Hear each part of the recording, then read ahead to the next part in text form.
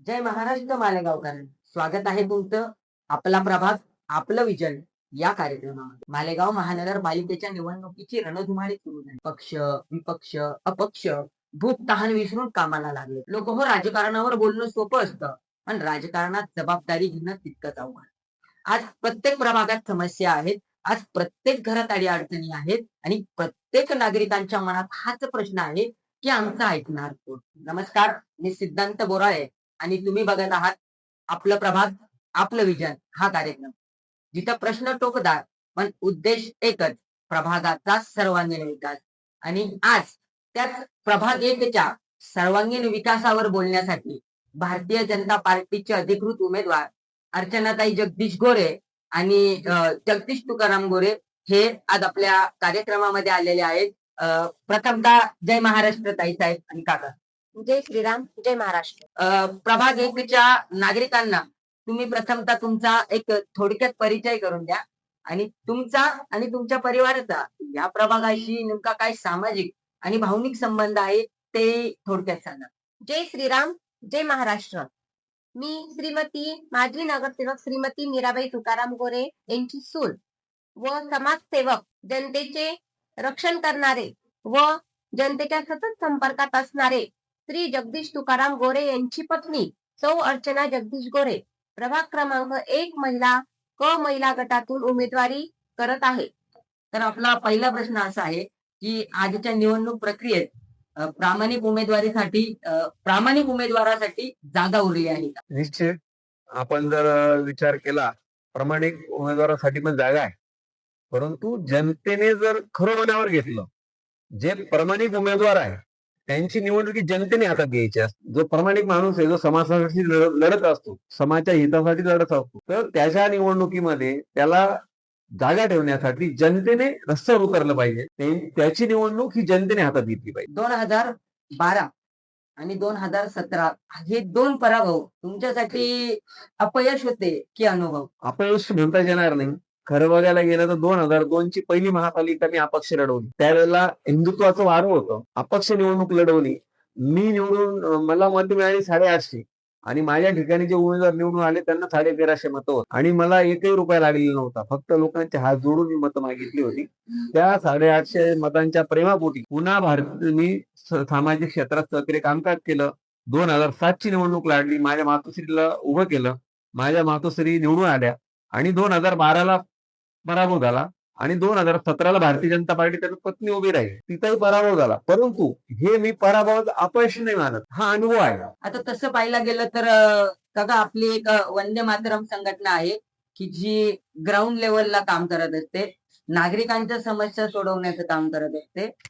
तर समाजकारण आणि राजकारण यात नेमकी काय तफावत आहे? समाजकारण म्हटल्यानंतर समाजाच्या हितासाठी लढणं, समाजाच्या सुखादुखात सहभागी होणं आणि कुठलाही स्वार्थ न साधता समाजासाठी लढणं, हा झालं समाजकारण. आणि राजकारण म्हणलं कुठेतरी स्वार्थ येत असतो, परंतु त्याच्यातही आपण 80% समाजकारण आणि 20% राजकारण करतो. त्याच्यामध्ये त्यात आपला जास्त स्वार्थ येत नाही. पण आपण जर बघितलं असेल की जर काहीतरी जनतेच्या हिताचे चांगले मुद्दे आपल्याला हाताळायचे असतील तर कुठलं तरी पद आवश्यक आहे आणि म्हणून ते राजकारण करावं लागतं. जसं की आता आपण प्रभाग 1 मधून क गटातून ओबीसी महिला प्रवर्गातून आपण निवडणूक लढवत आहात. आता प्रभाग 1चा जर विचार केला तर भायगाव, हिम्मतनगर, पंचशील नगर, गवळीवाडा, शीतला माता नगर, कृषी नगर ते थेट इकडं दौलती शिव रोड पर्यंत असा हा 25 ते 30 हजार लोकसंख्या असलेला भाग आहे. तर आता तुम्ही जनतेमध्ये जाताय, तर ह्या भागातील नागरिकांच्या नेमक्या प्रमुख समस्या काय आहेत? आता आम्ही प्रचारासाठी जातोय तर भरपूर लोकांच्या समस्या आहे की आम्ही स्वतः जातोय तर त्या रस्त्यावरून आम्हाला चालता सुद्धा येत नाही. म्हणजे इतके मोठे मोठे दगड आहेत की आम्ही फक्त एक दिवसच चाललोय त्या दगडावरून तर आम्हाला इतका त्रास झाला. तर ते लोक सतत प्रवास करतात, गाडी असो, पायी असो, सायकल असो, फोर व्हीलर असो, त्यांना किती त्रास होत असेल तो एक प्रश्न. आणि प्रत्येक घरोघरी गेल्यानंतर सगळ्या महिला किंवा जेंट्स असो सगळे तेच म्हणतात की आमच्या इकडे पाण्याचा प्रॉब्लेम आहे, पाणी वेळेवर येत नाही, आलं तरी जास्त वेळ राहत नाही. तो झाला दुसरा प्रश्न. नंतर पोलवर लाईट नाही. सगळ्या रस्त्यांनी आम्ही रात्रीचा प्रवास केला तर सर्वीकडे अंधार असतो. अंधार असल्यानंतर आम्हाला पण त्रास झाला तर त्या लोकांना रोजचा किती त्रास होत असेल. नंतर जागोजागी घाण आहे, म्हणजे कचरा साचलेला आहे. त्या ठिकाणी घंटागाडी सुद्धा येत नाही. घंटागाडी आली तर थांबत नाही. फक्त घंटा वाजून लगेच निघून जाते. म्हणजे जोपर्यंत त्यांचे गेट, दार उघडत नाही तोपर्यंत घंटागाडी निघून गेलेली असते. हे सगळे प्रश्न प्रभाग 1 मध्ये आहेत. जसं की तुम्ही सांगितल्याप्रमाणे की प्रभाग एकच्या नागरिकांना नेहमी ह्या समस्या भेडसावतात. जसं की घंटागाडी वेळेवर येणं, न येणं, उघड्यावर कचरा टाकणं. जर तुम्ही सत्तेत आलात तर तुम्ही नागरिक आणि प्रशासन यांचा दुवा कसा बनणार? नागरिक आणि प्रशासन याचा दुवा असा आहे की आता आपण जर बघितलं असेल की आपल्या प्रभागामध्ये घंटागाडीची समस्या आहे. एकतर रेग्युलर येत नाही, 8-15 दिवसातून येते. आली तर ती एका ठिकाणी थांबली आणि निघून जाते. प्रत्येक नागरिकाच्या घरापर्यंत जात नाही. त्यानंतर जागोजागी घाण आहे. त्यांना कचरा टाकण्यासाठी कुठले डस्टबिन नाही. तर या सगळ्या प्रक्रिया राबवण्यासाठी तर आम्हाला जर महानगरपालिकेत सत्ता मिळाली तर आम्ही सर्वप्रथम नागरिक आणि याच्यातला दुवा हा बनण्याचा प्रयत्न असा करू की कशा प्रकारे वेळेवर घंटागाडी जाईल, कशा प्रकारे दैनिक स्वच्छता होईल आणि कशा प्रकारे नागरिकांनाही जेणेकरून त्रास होणार नाही याच्यासाठी आम्ही काम करू. तर तुम्ही नागरिकांच्या त्रासाबद्दल सांगितलं तर नागरिकांचा मालेगावात सगळ्यात एक मोठा त्रास असा आहे की आता जसं की दौलतीकडचा काही भाग आहे तिकडं गेल्या 10 ते 15 वर्षापासून रस्त्याचं काम झालेलं नव्हतं. मागील 2 महिन्यापूर्वी रस्त्याचं काम झालंय. काम झाल्यानंतरही आता भूमिगत गटार योजनेची लाईन आता मंजूर झाली आहे आणि 2 महिन्यापूर्वी झालेला रस्ता प्रशासनानं पूर्ण खोदून टाकलाय आणि तो डागडुजीच्या नावावर त्याच्यावर ठिगळं लावून दिले, जे की फार काही टिकणार नाही. तर यासाठी तुम्ही काय उपाययोजना करू? बघा, सर्वप्रथम महानगरपालिका प्रशासन, लोकप्रतिनिधी यांचं ताळमेळ नाही आणि ठेकेदार. महानगरपालिका असेल किंवा लोकप्रतिनिधी असतील, एखाद्या विकासाचं टेंडर मंजूर करतात. ते टेंडर समोर त्याला दिलं जातं, परंतु ते करत असताना आता जर भूमिगत गटर जर तुम्हाला करायची आणि रस्ता बनवायचा होता तर मला सांगा, रस्ता पहिला बनला पाहिजे, भूमिगत गटर बनली पाहिजे, बरोबर? मग भूमिगत गटर जर तुम्हाला बनवायची, तुम्ही रस्ता बनवलात का? म्हणजे तुम्ही भूमिगत गटर बनवण्यापूर्वी रोड बनवला, करोडो रुपयाचे रोड बनले गेले आणि भूमिगत गटरसाठी परत ते फोडले गेले. म्हणजे त्या चांगल्या रोडाला तुम्ही फोडून टाकलं. आणि आपण तुम्ही आता आम्ही प्रभागात फिरतोय, मग तुम्ही दौलतीचा परिसर घ्या, तुम्ही भागवदेव कॉलनी घ्या, टीव्ही सेंटर घ्या, तुमचं अर्चना अपार्टमेंट घ्या, पूर्ण प्रभाग तुमचं पार त्या मंगलमूर्ती नगर पर्यंत, इकडे एकनाथ बाबा नगर पर्यंत सगळ्या परिसरामध्ये रोड खिंडून ठेवलेले. याचं कारण काय? तर भूमिगत गटर. आता पुष्पाता हिरेनगर पर्यंत तशी परिस्थिती, पूर्ण खड्डे, अक्षरशः रात्री म्हणजे जर नजर तुटली तर खड्ड्यात नव्हे पडतील, अशी तिथले परिस्थिती. तर मग हे करत असताना महानगरपालिका प्रशासन आणि लोक याचा ताळमेळ पाहिजे. आणि आम्ही जर सत्तेत आलो तर आम्ही सर्वप्रथम या गोष्टीची जी व्यवस्था आहे ती सुधारितपणे करू. आणि ते करत असताना पहिले काय गरजेचं आहे हे आम्ही करू. आता जसं की काका तुम्ही सांगितल्याप्रमाणे आता प्रभागातील आम्ही जेव्हा सर्वे केला तर प्रभागातील नागरिकांनी ह्याच भूमिगत गटार योजनेबद्दल जेव्हा ऐन ऐन पावसाळा असताना आदल्या दिवशी पाऊस पडतो, संध्याकाळी पाऊस पडतो आणि दुपारी भूमिगत गटार योजनेचं काम चालू होतं. तर आपल्या नागरिकांनी त्या कॉन्ट्रॅक्टरला प्रश्न विचारला की दादा, तुम्ही पावसाळ्यात जे काम करतायत त्याची गुणवत्ता राहील का? तर त्या कॉन्ट्रॅक्टरने दिलेलं उत्तर असं होतं की ह्या कामाची गुणवत्ता राहील की नाही राहील याचं उत्तर तुम्हाला महानगरपालिका देईल. तर त्या बाबतीत तुम्ही काय सांगू शकता? महानगरपालिका उत्तर देण्याचा विषयच येत नाही. जर केंद्र सरकार शासन अनुदानित ते काम आहे, आता गुणवत्ता जी ठरवेल महानगरपालिका ठरवेल, बरोबर आहे. बरोबर. जरी महानगरपालिका ठरवत असेल तर महानगरपालिका आणि ठेकेदार यांनी पहिले विचार केला पाहिजे की त्या ठिकाणी 6 इंचीची आपण पाईपलाईन टाकतोय, योग्य आहे का अयोग्य आहे? कारण त्या पाईपलाईन मध्ये तुमचं पूर्ण बाथरूमचं, शोषखड्ड्याचं सर्व पाणी त्याच्यात येणार आहे, पावसाचं पाणी येणार आहे. तर मग ती पुढे जाईल का नाही? हा गुणवत्ता ठरवण्याचा अधिकार हा महानगरपालिकेचा जरी असला तरी ठेकेदाराचा पण आहे. माझा पुढचा प्रश्न तुमच्यासाठी असा राहील की आज प्रभागात भरपूर सुशिक्षित बेरोजगार आहेत आणि सुशिक्षित महिला आहेत. तर यांच्या हाताला काम, कामाला दाम आणि दामाला प्रतिष्ठा मिळेल यासाठी तुम्ही काही उपाय मालेगाव कॅम्पामध्ये जी मराठी शाळा आहे तिथे नाट्यगृह उभारण्यात येणार आहे. तर त्या नाट्यगृहाच्या ऐवजी तिथे जर गृह उद्योग सुरू केला तर महिलांना रोजगार मिळेल, मुलांना ते स्वतःचे पोट भरण्याचे त्यांना उपकरण मिळेल. तर ते नाट्यगृहाच्या ऐवजी त्यांना तिथे रोजगाराची हमी द्यावी, हे मी महानगरपालिकेला विनंती करते. काका, विकास आणि सामाजिक समतोल याचा समन्वय तुम्ही कसा करा? विकास आणि सामाजिक समतोल म्हणजे आता विकासाच्या ठिकाणी जिथं आपल्याला विकास करायचा आहे, तो विकास करावाच लागणार आहे. आणि सामाजिक समतोल जे म्हटलं, तर समाजाचे काही प्रश्न असतील, ते हाताळण्याला सामाजिक समतोल आपल्याला ठेवावाच लागणार आहे. जसं की आता तुम्ही भारतीय जनता पार्टीच्या तिकिटावर निवडणूक लढवली. आता तसं बघायला गेलं तर भारतीय जनता पार्टीची अ, जी भूमिका आहे ती हिंदुत्वाची आहे. पण केंद्रात वरून नाराही दिला जातो. सबका साथ सबका विकास. मग ही गोष्ट तुम्ही प्रत्यक्षात कशी उतरवणार? सबका साथ सबका विकास म्हणजे काय, की ज्या वेळेला आपल्याला सबका साथ घ्यायचा आहे, द्यायचा आहे, तर त्या ठिकाणी कुठल्या जाती धर्माच्या आधाराची गरज नसते. आणि विकास करायचा आहे, तर विकास करताना जर एखाद्या गल्लीमध्ये जर उदाहरणार्थ एका समाजाचे 500 लोक आहे आणि दुसऱ्या समाजाचे 400 लोक आहे, पण त्या ठिकाणी विकास करताना आपल्याला सर्वांनाच करावा लागणार आहे. त्या ठिकाणी सामाजिक जो विषय येतो, त्याचा विषय काही राहत नाही. तर सर्व समाजासाठी आपण काम करतो. ज्यावेळेला धर्माचा मुद्दा उपस्थित होईल त्यावेळेला धर्माचा विषय येतो, पण विकासासाठी तो काही मुद्दा येत नाही. तिथं सगळ्यांसाठी आपल्याला साधं सरळचा विकास आपल्याला करावाच लागेल. भारत सरकारच्या आणि महाराष्ट्र सरकारच्या अशा भरपूर साऱ्या योजना आहेत.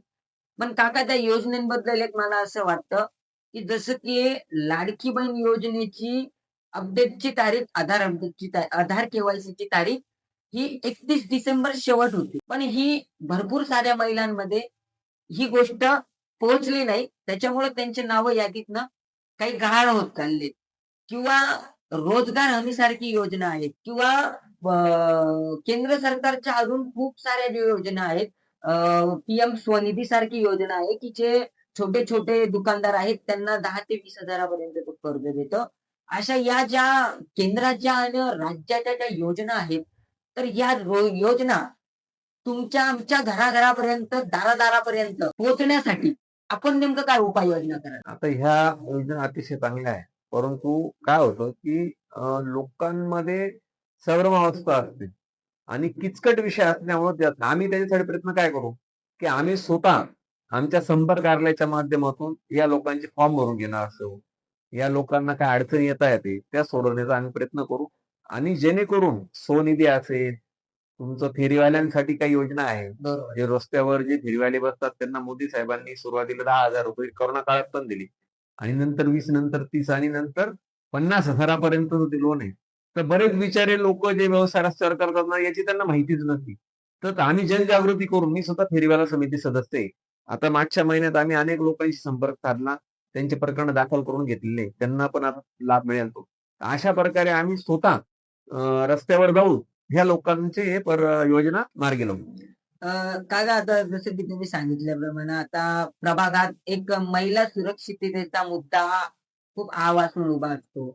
जसं की कॉलेजला जाणाऱ्या आपल्या आया बहिणी असो, कॉलेजला जाणाऱ्या तरुणी असो किंवा मग गल्लीत जे असतात, तर त्या ठिकाणी आहे ना लोकांना महिला सुरक्षिततेचा थोडा त्रास आहे. तर महिला सुरक्षिततेबद्दल मला तुमच्याकडनं जाणून घ्यायचंय, की जर तुम्ही निवडून आलात, तर महिला सुरक्षिततेसाठी तुमच्याकडनं नेमकं काय काम केलं जाईल? बघा, महिला सुरक्षिततेचा आपण विषय जर घेतला, तर आम्ही आजही ज्या ठिकाणी अशा काही चुकीच्या घटना घडतात किंवा चुकीच्या घटना घडण्याची संभावना असते, त्या ठिकाणी आम्ही जातीने त्या ठिकाणी पोहोचतो आणि आम्ही त्याच्यावर आमच्या पद्धतीने जे आम्हाला ते करतो. आम्हाला आमच्यासारखे भारतीय जनता पार्टीचे नगरसेवक जर प्रभागामध्ये निवडून आले, तर आम्ही समाजावर जे काही समाज घातक शक्ती आहे, यांच्यावर अंकुश ठेवण्याचा आम्ही प्रशासनाच्या माध्यमातून प्रयत्न करू. जिथं-जिथं आम्हाला वाटेल, की जिथं आमच्या आई-बहिणी सुरक्षित नाही आहे, त्या ठिकाणी आम्ही सुद्धा मग कोणताही आम्हाला निर्णय घ्यावा लागला तर आम्ही घेऊ. तो आमच्या आई-बहिणीच्या असुरक्षितता जर विषय असेल, तर आम्ही त्या आमच्या आई-बहिणीच्या सुरक्षेसाठी कुठल्याही स्तराला जाऊ. आमच्या आई-बहिणीची सुरक्षा आम्ही राखू. पण तुम्ही ज्याप्रमाणे सांगितल्याप्रमाणे, की सुरक्षितता होईलच, पण ज्या गुन्हेगारांना अटक केली जाते, त्यांना सोडवण्यासाठीही राजकीय पुढारीच येतात. तर या बाबतीत काय सांगाल तुम्ही? आता समाजाला तर माहिती आहे की कोण राजकीय पुढारी आहे की जे गुन्हेगारांना सोडवतात. तर त्यांना लोकांनी जनतेच्या मतपेटीतून उत्तर द्यावं. जनतेकडे मतपेटी हे फार मोठं शस्त्र आहे. आणि गुन्हेगारांना सोडवणारे, गुन्हेगारांना पाठीशी घालणाऱ्यांना जर तुम्ही पुन्हा पुन्हा मतदान करणार, तर मग ते तुम्हाला ते भोगायचं लागणार. त्याच्यामुळे तुम्हाला संधी आहे. आता महानगरपालिकेच्या निवडणुका आहेत. कोणत्या प्रभागात, कोणत्या भागात, कोणत्या कट्ट्यावर कोणकोणत्या पद्धतीचे लोक गुन्हेगारांना वाचवतात, गुन्हेगार त्यांच्या पाठीशी असतात. तर जनतेने सुप्त लाट तयार करून ह्या गुन्हेगारी मुक्ततेसाठी जे अशा काही प्रकारचे उमेदवार असतील यांना पराभूत करावं आणि आपलं मतदान चांगल्या उमेदवाराच्या झोळीत टाकावं. आता जसं की तुम्ही सांगितल्याप्रमाणे आता सध्या सोशल मीडियाचा क्रेज आहे. तर त्या सोशल मीडियाच्या क्रेज मध्ये तरुण पिढी वाहून चालली आहे. जसं की ह्या सोशल मीडियाच्या रील्स बघून नशेच्या आहारी जाणं किंवा त्यांना नशेची साधनं उपलब्ध करून देणं यासारख्या गोष्टी घडतात. तर या गोष्टींना मालेगावमध्ये आळा घालण्यासाठी आपल्याकडून काय उपाययोजना केल्या जातील? बघा, आता हा फार मोठा विषय आहे. मालेगाव शहरामध्ये कुत्ता ओली आहे. मालेगाव शहरामध्ये ड्रग्स आहे. मालेगाव शहरामध्ये गांजा आहे. विविध प्रकारच्या नशा आहे. ती बॉन्डची पण नशा करायला लागलेली आहे लोक. बरं. तर याच्यावर प्रशासनाकडनं पण पाहिजे तशी कारवाई होत. आम्ही अनेक वेळा सामाजिक कार्यकर्ते आंदोलन, आता कुत्ता गोलीवर तर अनेक आंदोलन झालेले आहे. परंतु मालेगाव शहरामध्ये पोलीस प्रशासन हे तुल्यबळ नाही, अल्पबळ आहे. म्हणून मालेगाव शहरामध्ये जर मुख्यालय जर आलं, पोलीस मुख्यालय, तर पोलीस मुख्यालय आल्यानंतर या सगळ्या गोष्टीवर वचक निर्माण करण्यासाठी पोलीस प्रशासनाचा वापर करून मग जे काय असेल, जिथं जे चालतं तिथं आम्ही पोलीस प्रशासनाच्या माध्यमातून प्रयत्न करू. आणि शेवटचा प्रश्न असा आहे की प्रभाग 1 मधील नागरिकांना तुम्ही काय संदेश द्याल? मी मालेगाव महानगरपालिकेच्या प्रभाग क्रमांक 1 मधील मायबाप जनतेला एकच संदेश देणार आहे की मायबाप जनतो, आपण आपल्या प्रभागाच्या सर्वांगीण विकासासाठी आणि प्रभाग क्रमांक 1 च्या सुरक्षेसाठी आणि प्रभाग क्रमांक 1 मध्ये जनतेला मोकळा श्वास देण्यासाठी आम्ही भारतीय जनता पार्टीच्या चारही शिलेदारांना आपण 15 जानेवारीला भरभरून मतदान करावं कमळाच्या निशाणीवर आणि आम्हाला 16 तारखेला विजयाचा गुलाल लावावा. आता जी ही आम्ही 2026 ची निवडणूक लढणार आहोत, तर ती पैशाची नसून ती अनुभवाची आमची निवडणूक आहे. तर सर्व जनता जनार्दनाने आम्हाला प्रचंड बहुमताने विजयी करा आणि 4 कमळांसमोरील 4ही बटन दाबून पॅनलला विजयी करा, विजयी करा, विजयी करा.